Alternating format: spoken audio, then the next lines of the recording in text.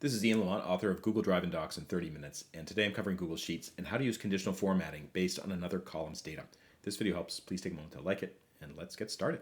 So we're looking at a very simple pricing database, and you see that I have some colored cells here. I actually manually colored those cells based on whether or not the previous month the prices increased, in which case it turned red, or decreased, in which case it turned green. That's very tedious to do it manually. So now I'm going to do another way, basically using conditional formatting, so that for this column, column G, these prices will automatically be colored if they either go up or go down. So let's get started. I'm going to highlight column G, and basically what I'm doing is I'm looking at column F. This is the data in the other column, comparing it, and then coloring in the cells depending on what the formulas find. So I've highlighted column G, then I'm going to format, conditional formatting, and then I'm going to, actually it already says something there. I'm just going to delete that one. So I'm going to add another rule, and you can see already everything is highlighted green. I don't want that, and the reason why it's highlighted green is because there's already a kind of a default formula put in there. So it basically, Google Sheets is saying, oh, if the cell is not empty, so you can see all these cells have data in them, I'm just going to color it green. I don't want that. What I'm going to do is I'm going to change this drop down to custom formula. Custom formula sounds scary, but I assure you it's not that scary at all. And basically what I want to tell Google Sheets is what we're going to be doing is we're going to be looking at column G and comparing it to column F. So if column G, so I'm going to start with G3, that's where the first data appears, is greater than, whoops, actually, let's do less than first.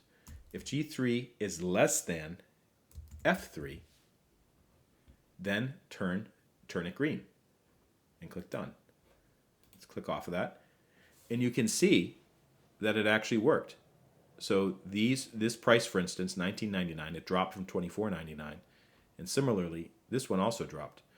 Interestingly, though, there's a couple that didn't work out. So I'm going to have to do some troubleshooting here, and also these empty cells, they also turn a green color. So I'm not sure what's going on there. So let's troubleshoot a little bit.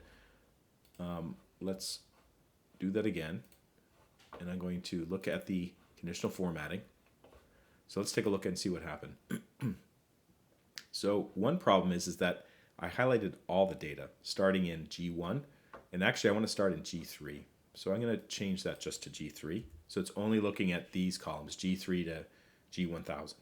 Let's see what happens when I do that. Okay, so everything's straightened out. So I don't know what it was, but when I included G1, that messed things up. But you can see when I started with G3, it basically, everything is nice and clean. So you can see that actually there's a lot of price decreases in this, for this particular set of data. So that's really good. So, I'm turning the cells green because basically that's a good indicator. Now I'm going to do the bad indicator. So if the prices go up. So let's take another look at this data. So I'm going to highlight the column. Unfortunately, you can't duplicate the formula, but you can just create another one. It's pretty easy to do. Again, I'm going to start at G3, not at G1. So I want Google Sheets to start at this cell right here. Okay, to G1004. It does the same thing. It formats cells if they're not empty. So I have to change it to custom formula. And then the value of the formula is equal if G3 is greater than, notice how it's highlighted red here? It's because I haven't finished typing. F3. Then what I want it to do, I don't want it to be green. I want it to be kind of like a pink color. Okay, click done.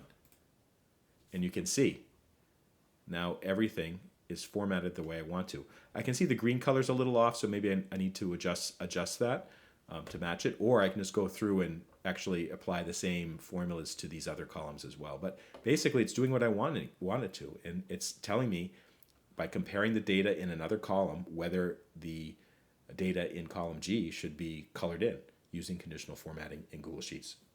If this video helped, please take a moment to like it or subscribe. For more information, check the links in the show notes, including a link to my book, Google Drive and Docs in 30 Minutes, as well as the Google Workspace cheat sheets. Thank you so much for watching.